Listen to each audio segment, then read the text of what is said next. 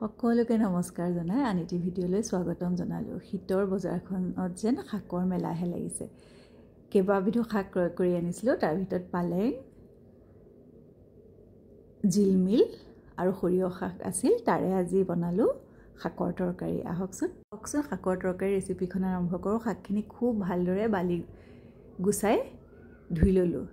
5-6 বাৰ ভালদৰে পানীত ধুই ল'লোঁ। এতিয়া কুকাৰত শাকখিনি দি হাই ফ্লেমত 2টা হুইচেল লগাইলোঁ।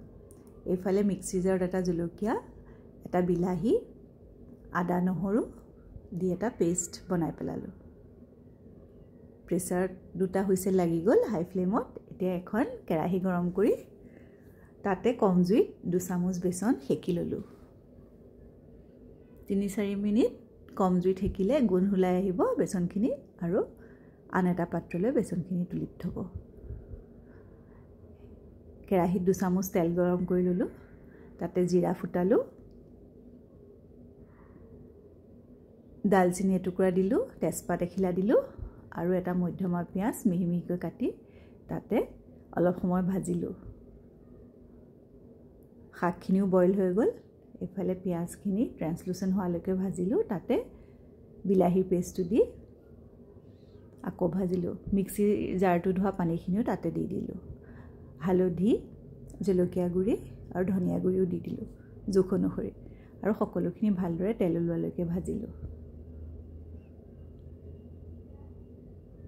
ভালকৈ ভাজ খোৱাত তাত ৰ'ষ্ট কৰি থোৱা 2 চামুচ বেচন দি আকৌ ভাজিলোঁ। অলপ পানী দি দিলোঁ যাতে বেচন আৰু মছলাখিনি কেৰাহীখনৰ তলত লাগি নধৰে। মছলাখিনি ভাজ খোৱাৰ পিছত তাতে শাকৰ পেষ্টটো দি দিলোঁ। মিক্সি জাৰ ধোৱাৰ পানী অলপো দি দিলোঁ। ভালদৰে গোটেইখিনি মিহলালোঁ। কম জুইত 10-15 মিনিট সিজাই থাকিব। জোখ অনুসৰি নিমখো দি দিলোঁ। ঢাকি দিলোঁ সিজিবৰ বাবে আৰু মাজে মাজে ঢাকোন তুলি তৰকাৰীখন লৰাই থাকিলোঁ। শেষত অলপ জালুক গুড়ি দিলোঁ।